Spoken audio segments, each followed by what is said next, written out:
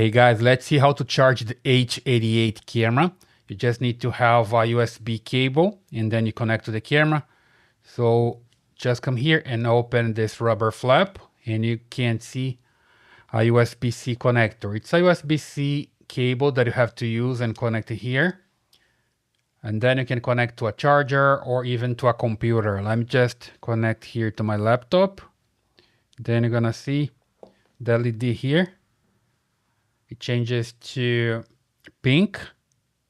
And then when the camera is completely charged, it's going to turn off the LED, okay?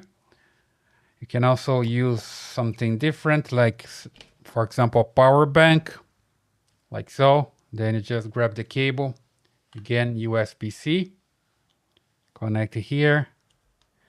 And you're gonna wait about 1 hour and usually 1.5 hours to have it completely charged. Okay, and then you're good to go. Just wait until this LED turns off and the H88 is completely charged. I hope that helps. Leave your questions here, subscribe to this channel, and I see you in the next one.